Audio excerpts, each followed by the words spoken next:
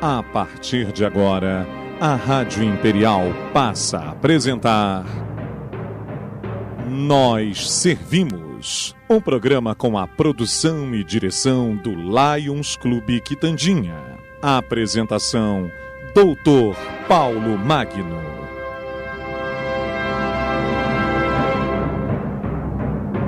Bom dia, ouvintes da nossa Rádio Imperial. Aqui estamos mais uma vez com o nosso programa Nós Servimos, sob a chancela do Lions Clube Petrópolis Quitandinha. Hoje, esse sábado, com uma Petrópolis sendo Petrópolis, com aquela chuvinha fina, né? É bom pra gente ficar em casa, né? Se aconchegar na cama, gostoso, né? É a única coisa que dá pra fazer mesmo, porque tá chato esse tempinho. Bom, amigos ouvintes, nós hoje vamos bater um papo aqui. Há muito tempo que eu estava querendo bater um papo com ele. E hoje nós vamos ter a oportunidade aqui, já que a gente não pode mais falar de Petrópolis diretamente, né? A não ser das bagunças que estão acontecendo na rua, que a gente já está cansado, né? Que a coisa está feia. Até que essa noite, Lucas, eu consegui dormir em paz, sabe? Graças a Deus. Eu consegui ter um pouco de tranquilidade. Mas nós vamos bater um papo aqui com o advogado Dr. Fernando Eduardo Aires da Mota. Dr. Fernando sempre foi uma pessoa politizada, uma pessoa, um articulista que sempre emitiu suas opiniões, fortes ou não, desde a época do Diretório Acadêmico Rui Barbosa, Darby, fazia revoluções lá dentro da faculdade, né, Fernando? Bom dia, Fernando. Bom dia, tá bom, Paulo? Bom dia, senhores ouvintes, pessoal aqui da rádio. Prazer estar aqui, uma honra e um prazer bater esse papo aqui com vocês. Somos contemporâneos de faculdade, né? Eu sou de 71, você é de... 72. Foi seu calouro. Sofri um pão que o diabo amassou. Mas tudo bem, tudo bem. Foi legal, foi muito bom, um tempo muito bom que dá saudades na gente, esse tempo da faculdade, que nós tínhamos realmente uma liberdade comedida, mas uma liberdade que a gente falava, ainda podia falar o que queria, né, Fernando? Sem ter problema de Supremo Tribunal Federal enchendo o saco da gente, né? Você sabe que, você está lembrando desse tempo de faculdade, eu presidi o diretório acadêmico 2 vezes. Pois é. Na segunda vez, eu fiz um manifesto porque um colega nosso, no 5º ano, tinha feito uma cirurgia, enfim, perdeu as provas, e o regimento dizia que ele teria 24 horas para requerer a segunda chamada. E ele, evidente, estava impossibilitado de requerer, porque estava hospitalizado. Uhum.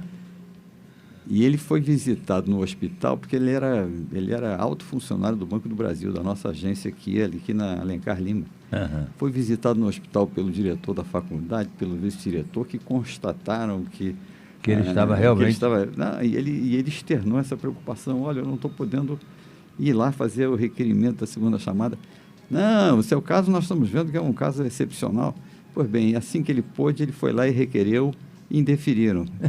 Meu Deus do céu, com base em quê? Zero em todas as chamadas, em todas as matérias que ele teria perdido as provas. Aí ele foi no diretório, me revelou isso aí, eu fiz um manifesto em favor dele e evidente, contra a diretoria. Bom, o fato é o seguinte, o que resultou nisso? O vice-diretor pediu demissão do cargo, não continuou professor, mas deixou a vice-direção, fecharam o diretório, me puseram para fora do diretório, eu fiquei suspenso 15 dias, enfim, esse foi a primeira briga que eu tive na faculdade. Já começou quente. Mas era um tempo muito bom, foi um tempo muito gostoso. Fernando, você foi presidente da OAB também na subseção de Petrópolis. Como você vê a OAB no todo, do tempo que você foi presidente da OAB para os dias atuais? Bem, quer dizer, eu tenho que levar em consideração as subseções, quer dizer, o regime da ordem é presidencialista. Você tem a ordem nacional, você tem a ordem no estado e você tem a ordem nos municípios, que são as subseções. Petrópolis tem uma situação diferenciada com relação às outras subseções. Petrópolis tem características completamente diferentes de todas as subseções. Mas nós tivemos um período, durante 18 anos, nós tivemos um colega que se candidatou, se reelegeu, e a ordem ficou mais ou menos, ficou um certo marasmo, porque a continuidade sempre é prejudicial. É lógico, a alternância do cargo é uma coisa necessária. Você, quando renova, a coisa muda, os ares mudam, fica tudo diferente, né? E ele ficou 18 anos consecutivos na presidência da ordem. Isso, para mim, foi ruim para a instituição. E hoje nós temos um candidato, o presidente atual já disse que vai ser candidato, quer dizer, ele já saiu candidato, já ganhou, já se reelegeu e agora parece que já foi mordido pela mosca azul e já quer, então, já disse que vai ser candidato a terceira vez consecutiva. Acho que isso é muito ruim para nós. Nós temos que começar, a oxigenar, né? Nós temos que começar a nos articular, para regimentar alguém que seja um candidato que represente realmente o que os advogados precisam que represente. Se você fizer essa comparação com a OAB Nacional, por exemplo, o presidente hoje do Conselho Federal, o presidente Felipe Santa Cruz...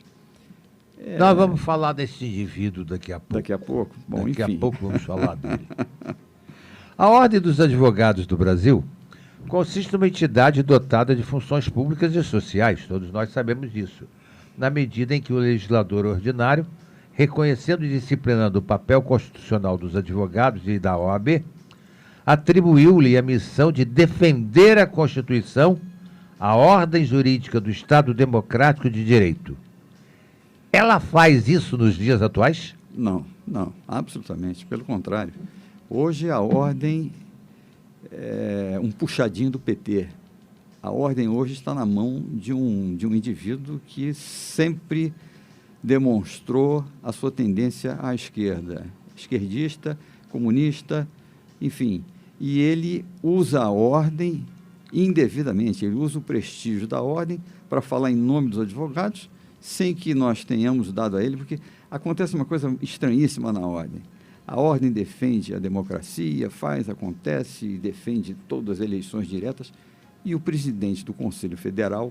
Pois é... A eleição é indireta. Ou seja, nós elegemos os presidentes dos estaduais, aí eles fazem o colégio de presidente, vão para Brasília e eles escolhem, sem a nossa aprovação, o presidente do Conselho Federal. Quer dizer, ele não tem uma legitimidade para falar realmente em nome dos advogados, porque ele não representa a classe. Pois é, e quando ele todas as vezes que se manifesta hoje, ele se manifesta politicamente contra a democracia, contra o presidente da República, porque ele tem uma tendência, né? Ele está a serviço de grupos políticos fortíssimos, porque... Porque é interessante que agora os presidentes da OAB saem todos candidatos, né? Antigamente não tinha isso, né? Não entendi a pergunta. Os presidentes da OAB, todos hoje se candidatam a deputados, senadores. Sim, né? sim. Antigamente nós não víamos isso. Pois é, porque o que aconteceu no estado do Rio foi isso. Quer dizer, o PT começou a se convencer que precisava de determinadas instituições para dominar o poder, né? E o que eles fizeram? Começaram a investir, sobretudo, na Ordem dos Advogados. Fizeram isso no estado do Rio, tanto que o presidente do estado do Rio foi o Adi Damus, que se elegeu logo depois deputado e foi eleito deputado federal, ainda que suplente, mas acabou chegando lá porque o Lula acabou chamou para a Câmara Federal. E lá também ele se transformou no cambono do Lula, quer dizer, um deputado que só servia aos interesses do Partido dos Trabalhadores. Enfim, a ordem tem um prestígio muito grande e tem perdido esse prestígio justamente por conta dessa atuação política desses presidentes que se valem dela para fazer trampolim para enfim, projeção pessoal, e acabam conseguindo, porque normalmente se elegem, né? Você vê que houve isso no estado do Rio, o presidente, o Adi Damus, foi substituído pelo pelo Santa Cruz, que no estado do Rio conseguiu fazer uma administração também, toda ela voltada para a política de esquerda, e acabou o presidente nacional da Ordem dos Advogados. A OAB é uma entidade classe que interessa e diz respeito apenas aos... Não é, aliás. Ela deveria ser uma entidade de classe que interessa e diz respeito apenas aos advogados, nela inscritos. Na realidade, a OAB vai além de ser um órgão de representação, defesa, seleção, disciplina dos advogados. Ela é a entidade preponderante à defesa da Constituição, da ordem jurídica, do Estado Democrático de Direito, dos direitos humanos, da justiça social, além de pugnar pela boa ação das leis, pela rápida administração da justiça e pelo aperfeiçoamento da cultura e instituições jurídicas. Para tanto, é assegurada à OAB absoluta independência. É assim que você vê a OAB? Não, hoje não. Hoje, eu sou de um tempo, e você é meu contemporâneo, você sabe disso. Nós tivemos bastonários, presidentes do Conselho Federal. Você, quando se refere a Eduardo Seabra Fagundes, você quando se refere a outros presidentes, quer dizer, a Ordem era uma instituição absolutamente respeitada, com presidentes enfim, não só de conhecimento jurídico profundo, mas de gente de postura, né? Você vê que hoje que a Ordem é absolutamente, ela está absolutamente silente com relação a tudo. Exatamente. Você tem um Supremo Tribunal Federal hoje que os interesses, se a Ordem se voltar para dentro, ela vai cuidar só dos interesses da profissão. Sim. Mas ela não foi só criada para isso. A morosidade da justiça. Isso, exatamente. Nós somos advogados militantes, a gente sofre muito com isso, né? Com a pandemia agora a coisa piorou. Exato. Porque quando você esperava que normalmente os juízes vamos tentar botar em dia tudo o que eles dizem que está atrasado, né? Que já receberam aqueles de outros juízes que passaram pelas varas, simplesmente não houve nenhum tipo de alteração. Quer dizer, a coisa está normalmente absolutamente parada. Isso é o normal da justiça. Então, se a Ordem se voltar para dentro, ela teria que cuidar desses interesses da profissão. Não faz isso, tá?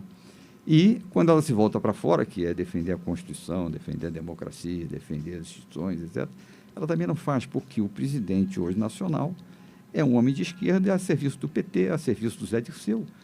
Então, nós hoje estamos absolutamente desamparados profissionalmente e nesse aspecto da nossa obrigação democrático, tá certo? De defender as instituições, a Constituição, enfim, é uma situação extremamente difícil. E a esperança que a vantagem é que o Conselho Federal, normalmente, eles não têm reeleição. Então, o atual presidente deixará a presidência dentro de mais um ano, né? Mas aguentar o Santa Cruz mais um ano é uma desgraça total, né? Mas aí o que a gente vai fazer? Só se a gente tivesse um movimento muito grande, né, para conscientizar, enfim, para que ele seja defenestrado, porque ele usa a instituição indevidamente para dar apoio ao que há de pior hoje no país, lamentavelmente, né? Você concorda com o tipo de eleição para a escolha de presidente nacional da OAB? Não, absolutamente. Eu acho que a ordem, nós temos que... Eu sempre defendi, esse meu ponto de vista é pessoal, é evidente. Eu sempre defendi que a eleição para presidente nacional tinha que ser direta, como é em todos os estados e como é nos municípios, nas subseções. A eleição para presidente do Conselho Nacional ser indireta, isso para mim é um absurdo imenso. E é o que existe e ninguém adota nenhum tipo de providência, não há nenhum tipo de movimento, não há nenhuma articulação política no sentido de acabar com isso. Há um interesse, né? Porque o poder é uma coisa estranhíssima. Você ter o poder você alguém... agora falou verdade. Você deu poder. Não é à toa. Você conhece o homem através... Quando ele Se queres conhecer o vilão, entrega-lhe o bastão. Isso, o bastão é o poder. E o poder hoje ou é político ou é econômico. Você financeiramente sendo rico, todo mundo te respeita. E você, tendo poder político, né, você também... E agora, você assumiu o poder, acabou. Ele não quer mais largar. Parece que o poder sobe a cabeça das pessoas, né? As pessoas se sentem majestades, né? Sei lá, né? Viram tiranos. É isso aí. Só a opinião deles equivale, o resto do mundo que se dane, né? É isso aí. Eu conheci alguns assim. Na nossa profissão, a gente vê muito isso, né? A gente vê muito isso. Juízes que basta passar no concurso para juiz para ele se sentir um semideus. Exatamente. A gente viu isso aí. E a sociedade referencia. Outro dia o Marco Aurélio, né? O ministro Marco Aurélio. O narco Aurélio. Pois é. Virando e ofendendo uma advogada, me tratando por vocês. Peraí, meu Deus do céu, eu não consigo entender isso. Ela falou vocês no genérico, ela não usou de forma desrespeitosa, ela usou se referindo a todas as excelências. Sim. Né? Tá bom que o tratamento que se usa costumeiramente é o de excelência, tá bom. Eles se sentem ofendidos. Mas não é, você não ofende a ninguém. Eu não vejo, olha, sinceramente, é o que você falou, o poder... sobe a cabeça e é uma desgraça generalizada. Conheço tantas pessoas assim. Enfim. Fernando. Nós, na profissão, brincamos muito, né? A diferença entre o juiz estadual e o juiz federal. Os juízes estaduais se julgam deuses. Os federais têm certeza que são. É exatamente isso. É exatamente isso que nós costumamos fazer. Fernando, o plenário do Supremo Tribunal Federal afirmou que a Ordem dos Advogados do Brasil não integra a administração pública nem se sujeita ao controle dela, não estando, portanto, obrigada a ser submetida ao TCU. Você é favorável que a OAB seja auditada pelo TCU? Eu acho fundamental que uma instituição qualquer que seja... Não é possível que a ordem, nós advogados que somos, não recebemos nunca um balanço das atividades, um balanço das atividades econômicas da ordem. O que a ordem fatura por ano é uma enormidade. É mesmo. Você vê o seguinte, a Justiça do Estado do Rio é a justiça mais cara do país. Exato. Qualquer distribuição, desde que não seja justiça gratuita, qualquer distribuição, você, quando recolhe a taxa, a GRES, você vai ver lá, OAB. CAARG. Então, o cidadão, né, o jurisdicionado, quando ele distribui uma demanda, qualquer que seja, ele paga uma taxa à ordem e à Caixa dos Advogados. Quer dizer, não tem sentido. E a ordem recebe isso tudo, não presta conta de nada. Hoje, quer dizer, como a ordem hoje pode ser comparada a quantidade de funcionários hoje que a ordem tem, que são contratados por apadrinhamento, é uma enormidade. E ninguém presta conta de nada. Eu não sei como advogado, você como advogado também não sabe, quanto a ordem arrecada e qual é a destinação que ela dá às verbas que arrecada. Tá? Então, isso quer dizer, tudo que você deixa sem fiscalização, sem controle, o indivíduo que está lá, se for um indivíduo com pouca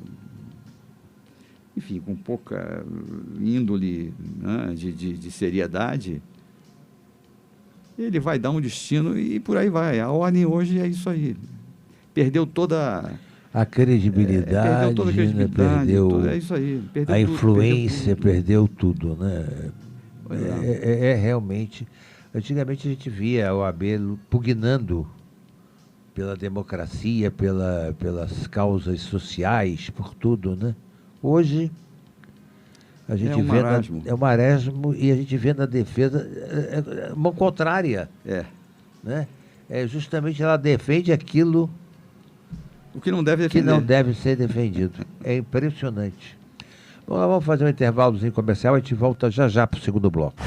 Estamos apresentando Nós Servimos, um programa do Lions Clube Quitandinha e a apresentação de Dr. Paulo Magno. Bom, ouvinte, estamos voltando para o nosso segundo bloco, estamos batendo um papo aqui com o advogado, Dr. Fernando Eduardo Aires da Mota. Fernando, o advogado, segundo alguns conceitos, é aquele profissional que orienta, aconselha, representa e defende os direitos e os interesses dos clientes, seja em juízo ou fora dele. O advogado hoje consegue fazer isso? Consegue, mas a coisa está cada vez mais difícil, né? Você, com essa pandemia, cara, o mundo inteiro mudou. A justiça, evidentemente, sente essa alteração, né? Eu sou muito crítico à nossa justiça. Eu milito em Petrópolis e no Rio de Janeiro. O Rio de Janeiro e Petrópolis são mundos completamente diferentes. Você aqui, se você fizer uma petição mais vamos dizer... contundente. Se você fizer um negócio mais cáustico, um recurso de apelação, criticando com mais veemência a decisão, você compra um inimigo. O juiz passa a ser seu inimigo, porque o juiz é humano também, então ele tem sentimentos. Na medida em que você assim faz, ele reage da maneira que não deveria reagir, porque ele, como magistrado, ele tem que estar preparado e pronto para receber as críticas que... Exatamente. Você é a parte perdedora, você está indignado, né? Enfim. E eu sei que... E no Rio de Janeiro não acontece isso. Você no Rio de Janeiro, você é um estranho. A não ser os grandes escritórios, você se identifica. Mas, de um modo geral, o juiz não está pouco ligando se você está criticando, se não está criticando, ele nem vai ler a tua apelação. Aqui não, aqui é difícil. A advocacia é muito difícil nas comarcas pequenas. Você tem essas questões acabam sendo questões pessoais, né? Porque o sucesso profissional é esse, é você ganhar. O resultado para o cliente qual é? Você ser vitorioso. Meu advogado é muito bom porque ele ganha tudo. Meu advogado é muito bom, conhece muito direito, mas não ganha uma. Então, o advogado que conhece muito direito e não ganha nenhuma, é péssimo para o cliente. Coitado, não é bem assim, né? Às vezes as pessoas precisam aprender que não é só do advogado que depende o resultado da causa, né? Então, quer dizer, há uma dificuldade muito grande. E o judiciário, por sua vez, a morosidade da justiça... Esse é o grande problema. Mas é um negócio inacreditável. Você, quando se falou em computador, que vamos mecanizar, que vamos... processo eletrônico. Processo eletrônico vai ser a grande conquista. Nada. O processo eletrônico só trouxe uma vantagem. Você, do seu escritório, você tem acesso a tudo que o adversário escreveu e você pode recorrer sem sair da cadeira do seu escritório. E não enche a paciência dos funcionários do fórum. Né, é a única vantagem, porque, na realidade, eu acho que os processos ficaram muito mais morosos. Sim. Os funcionários, por sua vez... Você é da mesma época que eu. Você ia ao foro, era aqui, na Avenida 15 de Novembro. Isso. Né?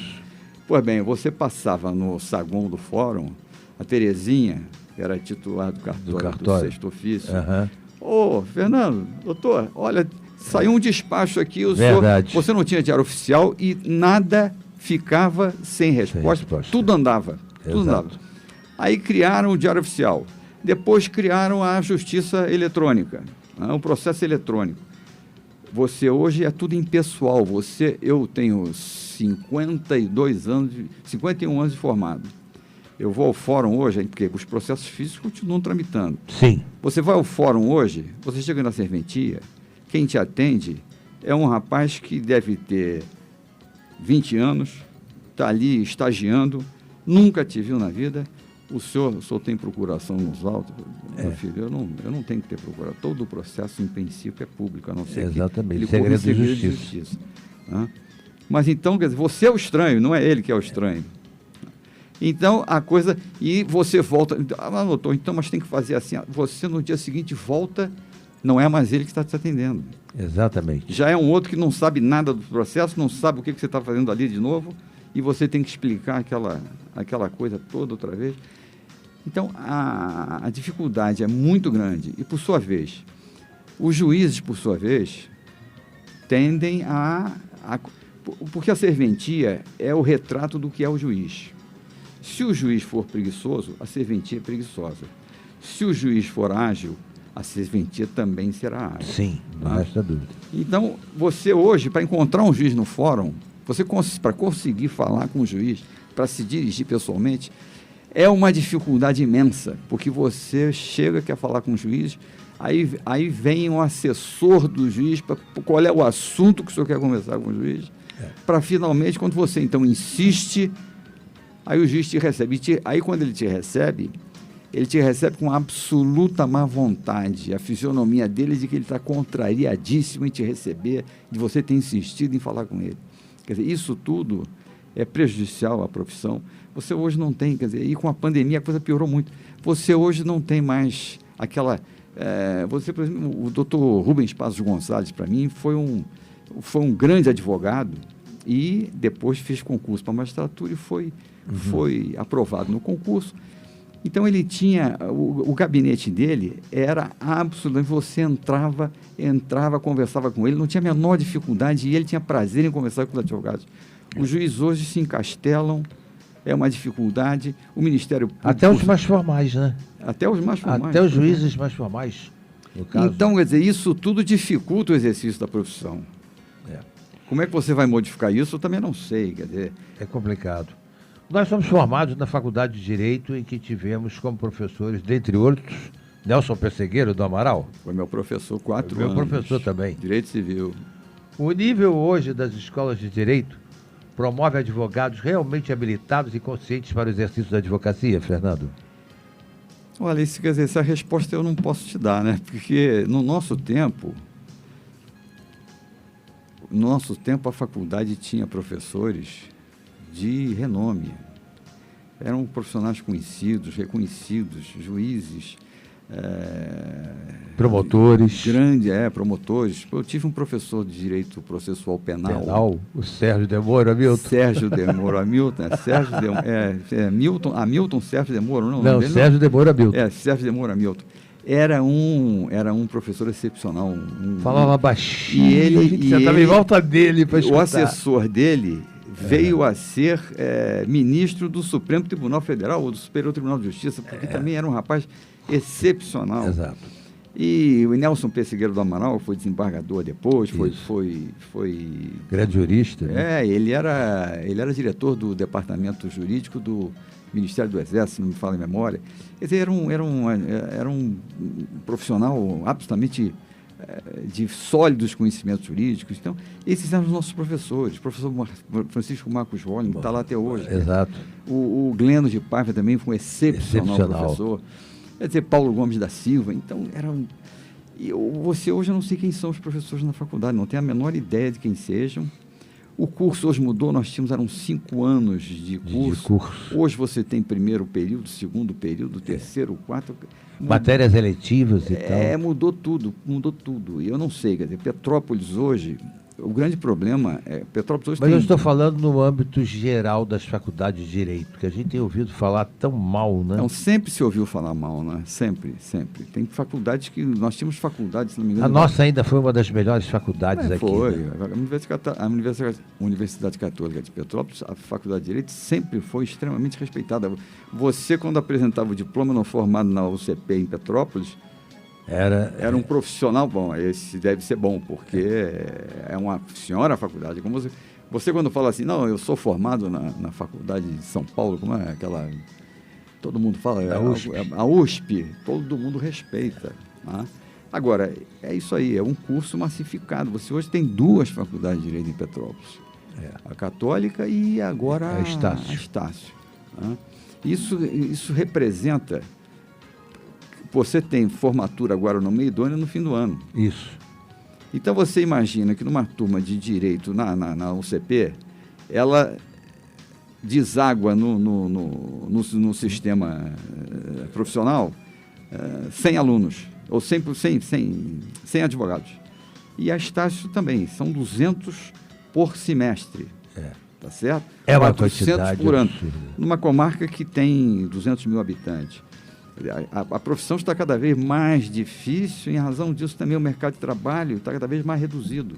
Apesar que ainda costumo dizer que a Faculdade de Direito é aquela que costuma dar um lastro de conhecimento maior. Ah, sim, não tenha dúvida. Aos seus curso de Direito aqueles que se formam. Não tenha dúvida. É um curso você que tem dá uma visão, amplitude, uma visão maior global, para muito... qualquer tipo de cargo. Você pode, inclusive, fazer outra atividade, você tendo um curso de Direito na sua atividade, ainda que você não se dedique à profissão, né?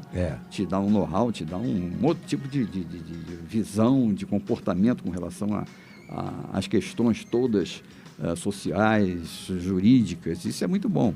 Sim. Agora, eu acredito que, enfim, existem faculdades que não perdem a qualidade de ensino.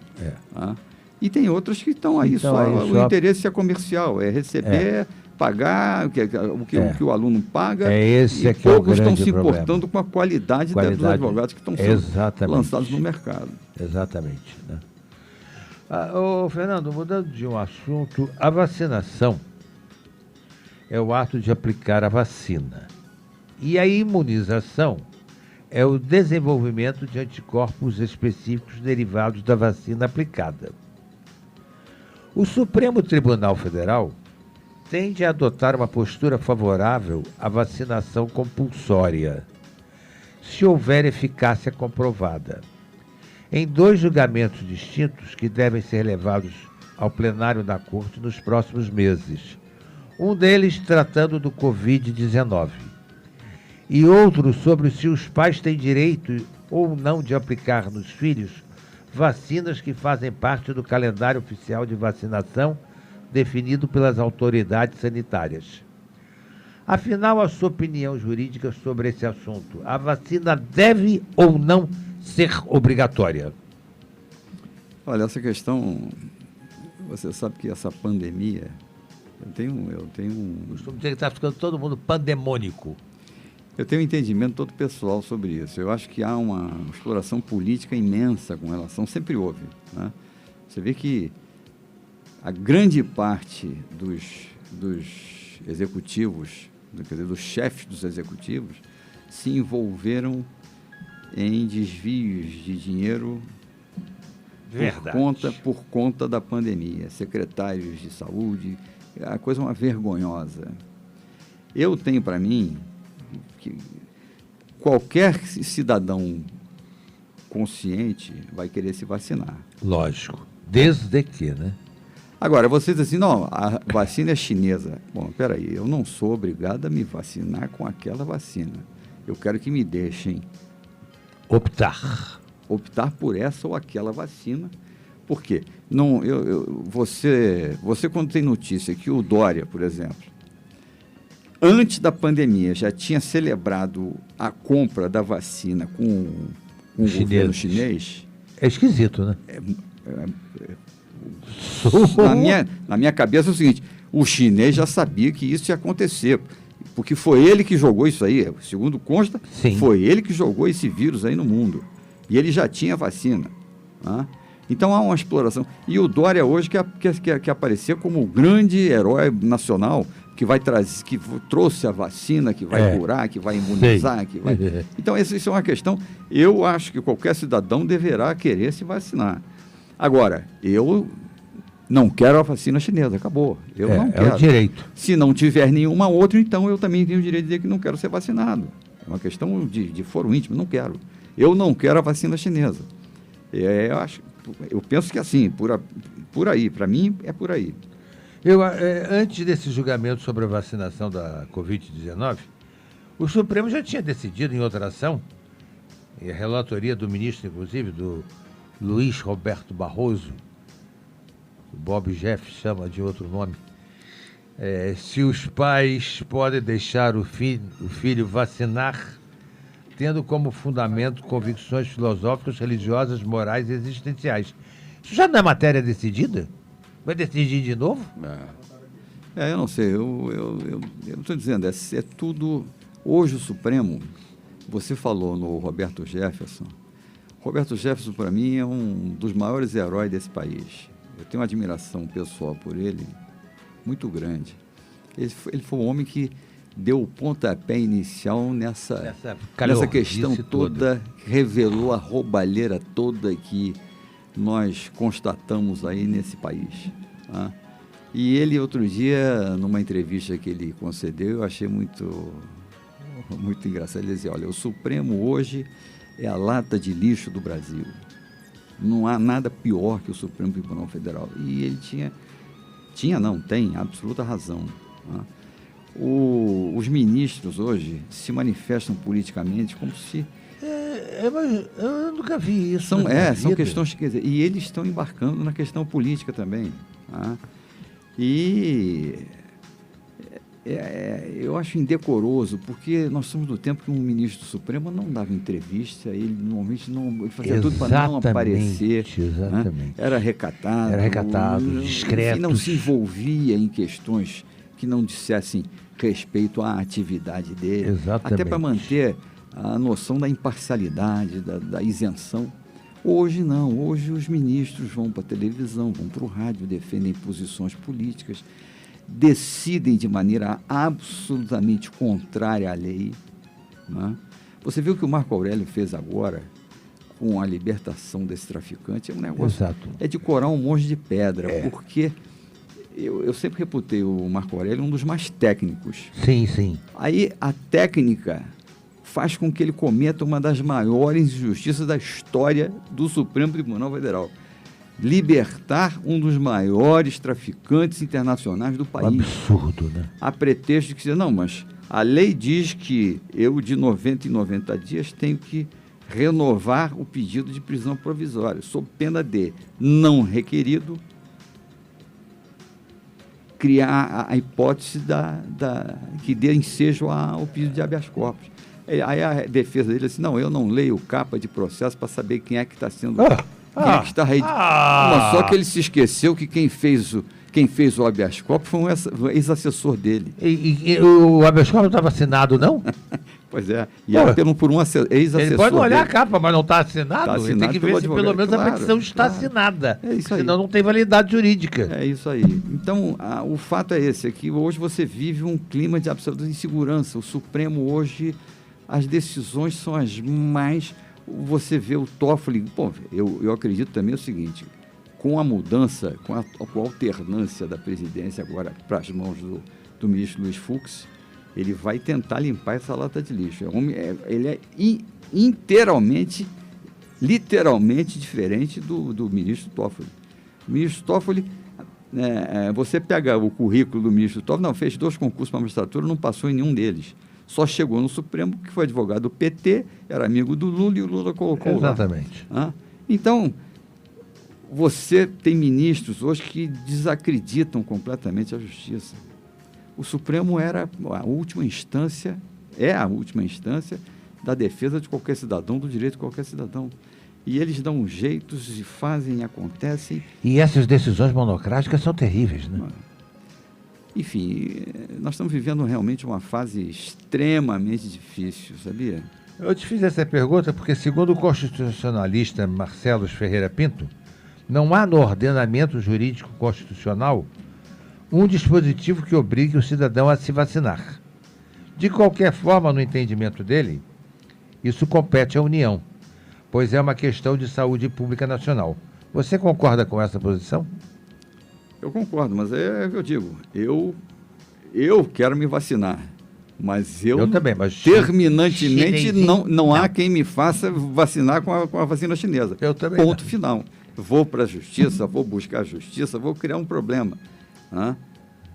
Mas eu não posso me submeter a isso. Eu acho interessante que uma vacina demora tantos anos para realmente ser eficaz, para ser comprovada a sua eficácia. O chinês sempre teve isso. Por mais rápido Por mais rápido que hoje a tecnologia tenha avançado, eu acho estranho que em 6 meses, 7 meses, você consiga produzir uma vacina com tanta eficácia. É verdade, verdade. O Supremo Tribunal Federal, ao ser sempre provocado pelo Legislativo a se manifestar, caracterizaria que estamos, na verdade, diante de uma disfuncionalidade do Poder Legislativo. Seria ridículo alguns partidos ajuizarem ações em vez de discutirem lá dentro do Congresso. A princípio, os partidos é que teriam que decidir sobre essa questão da obrigatoriedade da vacina ou não no que se refere à legislação. Isso não cabe ao Poder Legislativo? Na minha visão, isso é absolutamente a competência legislativa. E o que o judiciário está sendo invocado a toda hora? Pois é, hoje você judicializa Pois é, eu vou tudo. até complementar a pergunta. Por que nós vivemos hoje no país, onde a judicialização prevalece? É isso aí. Quer dizer, você acredito eu que seja isso, a meu sentir pessoal, né? O legislativo é uma colcha de retalho, é um negócio absolutamente desrespeitado, né? Você tem um legislativo de gente absolutamente despreparada, descompromissada com o interesse social. Homens que não têm a menor qualificação estão lá. Democracia é isso, né? Você não tem qualquer qualificação, você pode ser candidato a qualquer coisa. Basta você... Pois é, rapaz, eu sou tão contra isso. Pois é uma dificuldade, mas você não tem, eu não vejo saída. O fato é que você acaba judicializando porque você acredita que o judiciário será capaz de resolver uma questão que o legislativo, que a prerrogativa é dele, e o legislativo também não faz, porque só fazem política. A eleição do presidente Bolsonaro criou aí, foi a salvação da América do Sul, exatamente. A América Latina. Eu concordo com você. A eleição do presidente Bolsonaro. E há um inconformismo, quer dizer, eles trabalham 24 horas do dia para derrubar o presidente, para tirar o país do rumo certo. Na minha visão pessoal, há uma dificuldade maior do presidente em razão disso. E como ele vai governar se ele depende da Câmara e ele depende do Senado, e a Câmara e o Senado estão sempre contra tudo que politicamente é necessário fazer. Então, você não tem um legislativo respeitável, você acaba recorrendo ao judiciário, que seria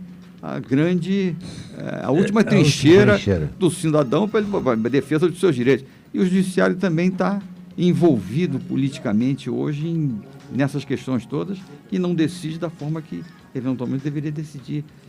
Então você fica nessa situação de o país vai cada vez mais se decompondo, sabe como é?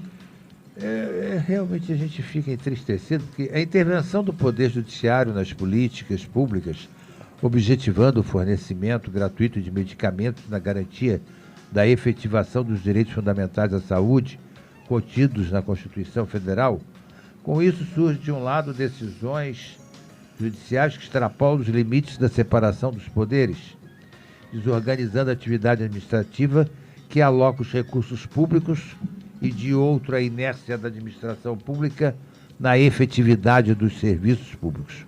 Até onde o limite da atuação do Poder Judiciário é necessária nessa atuação perante a omissão do Estado? Eu não sei, toda vez que o Estado se omite, alguém tem que decidir. Né? Essa omissão é que te leva a buscar o judiciário. Muitas vezes fruto de corrupção, fruto de desvio de verba, não é isso? Na grande maioria das vezes evidentemente que é por causa disso. Então você vai ao judiciário e você não encontra, o judiciário hoje não é mais aquela caixa de ressonância da prática do direito, da efetivação do direito. É o contrário. Então, essa é a grande... Eu não sei, hoje nós estamos vivendo esse tipo de clima que há uma insegurança imensa em todos os sentidos. A Rede Globo trabalhando 24 horas também para te incutir que nós estamos vivendo a quantidade de mortos que eles anunciam. Eu não entendo, não morre mais ninguém de nada no país. Ninguém mais morre de infarto, ninguém mais morre de atropelamento, é só obrigando você a fazer atestados médicos dizendo que ele morreu de Covid, quando na realidade não foi Covid. Você não tem como prantear o teu parente que faleceu, porque... É terrível, cara, realmente é uma coisa terrível.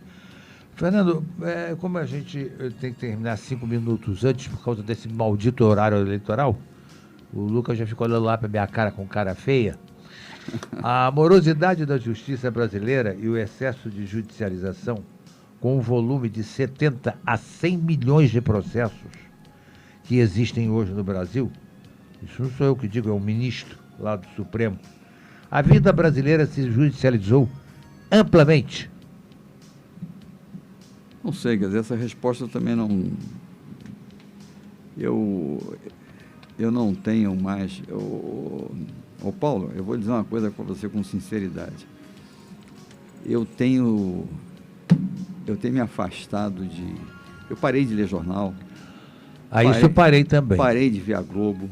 Parei também de ver a Globo News. Também. Porque a mentira é tão flagrante. A tendenciosidade. Exato, esse é o problema. A maldade daqueles repórteres todos, daqueles jornalistas, é tão flagrante que eu hoje vivo da profissão, ou para casa, vou para o escritório, casa, não estou mais tomando conhecimento de nada. Então, eu tenho procurado evitar, inclusive me manifestar no Facebook. A última manifestação que eu fiz, se você vai me permitir, eu vou repetir aqui qual foi. Eu me dirigi a um colega de profissão, dizendo que nós tínhamos que começar a nos articular para o lançamento de um candidato. Quando eu soube que o atual presidente da subseção seria candidato mais uma vez, eu não sei se isso é verdadeiro, mas já foi transmitido isso, eu me dirigi a um colega: olha, precisamos começar a reunir um grupo para lançar uma candidatura. E eu vou tomar liberdade, se você me permitir, de lançar a candidatura dele aqui no seu programa, do Dr. David Grazinoli. Henry David Grazinoli. Henry Grazinoli. Desculpa, eu falei David, né? Henry Grazinoli. David Grazinoli. Henry Grazinoli. Ele, para mim, é o candidato ideal à sucessão do atual presidente da subseção. E acho que nós temos que trabalhar para lançar a candidatura, fortificar a candidatura dele, porque ano que vem tem eleição. Uhum. E, enfim, vamos começar porque quem está no poder tem a facilidade de se articular com maior facilidade, ele está no poder. Né? E então nós temos que começar a trabalhar agora esse nome, um candidato que seja realmente um candidato que represente os nossos anseios, as necessidades da profissão, o atendimento. Tem que ser independente, tem que ser um colega que tenha força, né? Não precisa ser um expoente de conhecimento jurídico, mas tem que ser um candidato independente, que tenha autoridade, que tenha... Uma pessoa de uma cultura jurídica muito grande, professor de Direito Constitucional. Professor de Direito, foi procurador-geral do município. Exatamente. Também, já foi, quer dizer, tem uma bagagem excepcional. Né? Enfim, é isso aí. Fernando, eu quero te agradecer, você ter saído lá de Araras com esse tempinho feio que está aí, né? Molhado, perigoso. Foi uma honra a gente bater esse papo aqui com você e deixar os nossos microfones para a sua despedida. Eu agradeço mais uma vez aos funcionários que estão aqui de plantão também. O fato é esse, Petrópolis, hoje você começou muito bem, Petrópolis começou a ser Petrópolis. Né? Petrópolis. Chuvinha fina, frio, enfim. Mas eu agradeço muito e me senti muito honrado com o seu convite e espero que nós consigamos eleger um candidato, começar a mudar a fisionomia da Ordem dos Advogados do Brasil, que essa é a nossa... É onde nós convivemos, é onde nós vivemos o dia a dia da profissão, etc. Exatamente. Muito obrigado. Eu quero agradecer essa tua participação e também lembrar aos nossos ouvintes, parabenizar a nossa Rádio Imperial Parabenizar aí ao Lucas, ao Jorge, Luiz e ao nosso diretor. E a paciência dos nossos ouvintes. Mas de ter feito a entrevista com os 13 candidatos a prefeito, não foi isso, Lucas? 12? O Elias Monte não compareceu. O Elias não compareceu? Então foram 12 candidatos. Muito bem, mas pelo menos a população teve a oportunidade de ouvir 12 candidatos a prefeito. Se não souber escolher dessa vez, realmente eu não tenho mais o que dizer, né? Porque nós temos 12 candidatos aí. Uma opção, um leque variado. Vejam, tiveram a oportunidade de analisar quem tem plano de governo, quem não tem, quem veio só para constar, quem veio só para fazer número, quem veio só para aparecer ou para pegar fundo partidário, né? Tiveram a oportunidade de fazer tudo isso. Então agora vocês, que Deus ilumine ao petropolitano para que nós possamos sair desse marasmo que a cidade se encontra. Bom, obrigado ao Lucas, obrigado ao William aí na gravação. Um abraço aí a todos os nossos ouvintes, a Eunice que está lá em São Paulo também nos ouvindo, ao Zé Rossato em Jabuticabal, está sempre aí nos prestigiando com a sua audiência. E a turma de sempre aí. Janete Ullman, da 16 de março. Obrigado, Janete, pela sua audiência aí, pela sua participação. Afinal, Sônia Eixe, nós estamos aí na mais querida da cidade, líder de audiência há quase 4 anos, líder absoluta da região serrana. Com certeza, né? Com certeza. Então nós estamos aí bem amparados. Obrigado a todos, até semana que vem, quando estaremos de volta com mais um programa Nós Servimos, sob a chancela do Lions Clube Petrópolis Quitandinha. Até lá, fui!